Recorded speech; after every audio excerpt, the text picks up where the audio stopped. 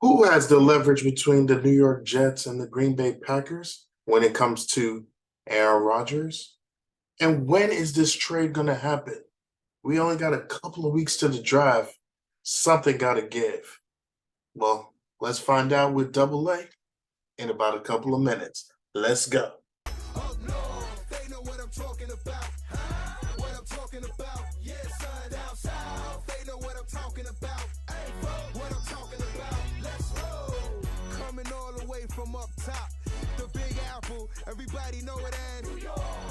Yeah, to the dirty dirt. What up, Greg Street? Y'all hold it down. Let's roll out on this shit, man. Ooh, what's up, Jets fans? It's your boy Double A in the building. Welcome to another episode of Thinking Jets with Double A in the building. All right, the hostess with the mostest. All right, so we have a lot of things to talk about. You can only catch these episodes because I put it in the post on Instagram. And you can only catch these episodes on the Fan Spectrum YouTube page or TikTok. All right. You're going to see shorts on Instagram. You probably see some shorts on Facebook. You'll see a short on YouTube. But if you want to catch the main episodes, it's on Instagram. It's on TikTok. I'm sorry. It's on TikTok and it's on YouTube. I'm still trying to learn how to put it in the Spotify thing and whatnot. But Jets fans, you're looking at the best Jets podcast right now. All right, let's go. So, I was going over. Excuse my mic; it's like acting weird right now. But I was going over, looking at some Jet news, and I just accidentally went on the Packers message boards, and I didn't accidentally. I just wanted to see what the Packers fans was thinking, and I came across this article from Freddie Boston from the Lombardi Avenue, who stated, quote, Aaron Rodgers, Jets GM, just handed Packers all the leverage. Okay. Today is about who has the leverage between the Jets and the Packers when it comes to this trade. Okay. And in this article, he pretty much, it's a very small article. Okay. That's number one. And he really has nothing he says here really says that the Packers have leverage. But let me read to you what he writes here. Okay. You know what? I'll even share the screen for you so you can see what I'm seeing on my end. Okay, let me put it on here. So I'm going to share the screen. So you guys can, let me know what you think of this Packer fan right here. Here we go. All right. So there you go. The headline, Aaron Rodgers, Jets GM, just handed Packers all the trade leverage. And this was on April 7th, 2023. That was like this past Friday.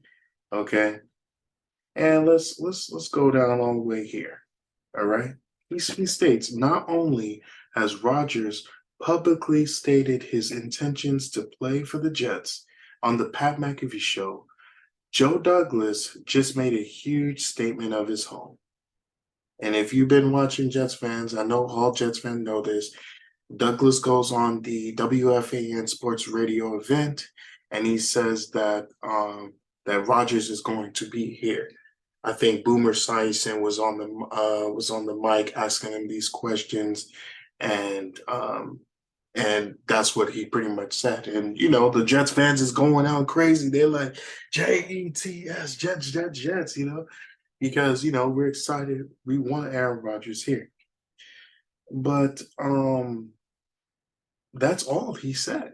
And then he continues to write, if the Packers GM is listening to those comments by Joe Douglas, I'd be delighted. Oh, Rodgers is going to be there? Is he? Well, we're going to get a first round pick then, is what the GM should respond with. So because Joe Douglas goes out and says, he's going to be here, that gives the Packers leverage where? To be honest, there is no leverage for the Packers. When the GM came out and said that they didn't have Rodgers in the future plans.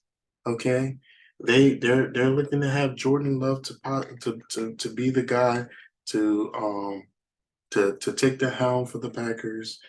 And then not only that, it pissed off Rodgers. Rodgers goes out and comes from a retreat and he says, hey, bump this. I'm going to be a New York Jet. I want to be a New York Jet. Listen, Rodgers is getting paid how much? Like $60 million? There is no way the Packers are going to pay that much or to have Rodgers come to training camp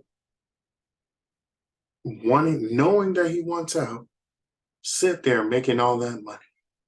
And if the Packers does that, that is the dumbest thing they can do. And you know what will also be the dumbest thing to do for the Packers? If they don't make a trade before this draft, trying to get some capital from this draft and next year's draft. So if they let this draft go by and there's no trade that happens, Packers, it don't matter.